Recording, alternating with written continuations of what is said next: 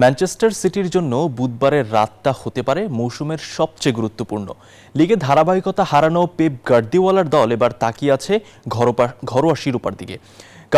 Carabao কাপের সেমিফাইনালের দ্বিতীয় লেগে নিউক্যাসল ইউনাইটেডকে আতিথ্য দেবে সিটিজেনরা। ম্যাচ শুরু বাংলাদেশ সময় রাত 2টায়।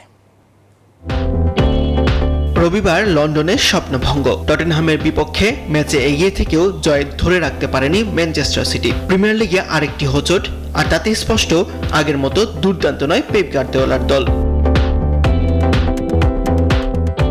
ঠিক এই সময়ে সামনে কারাবাও কাপ, মৌসুম বাঁচানোর সুযোগ, ফাইনালের হাতছানি। সেমির প্রথম লেগে সেন্ট জেমস পার্কে আধিপত্য দেখায় সিটিজেনরা।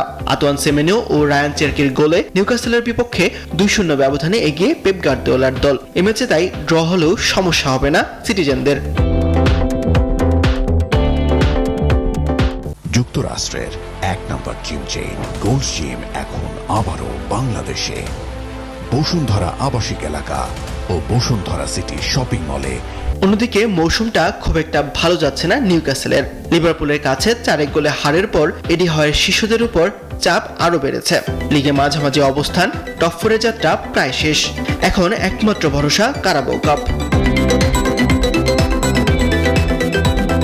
তবে ইতিহাস পক্ষে নেই ম্যাকপাইদের। 2014 সালের পর ইতিহাসে জয়ের স্বাদ পায়নি নিউক্যাসল। গেল 7 সফরে একটি গোলও করতে পারেনি তারা। আজ তাই খেলতে হবে অ্যাটাকিং ফুটবল, আর সেটাই ভয়ঙ্কর হতে পারে ম্যাকপাইদের জন্য। কারণ ফাঁকা জায়গা পেলেই কাউন্টার অ্যাটাকে বিধ্বংসী ম্যানচেস্টার সিটি। তাসবিহ অরুণ, নিউজ 24।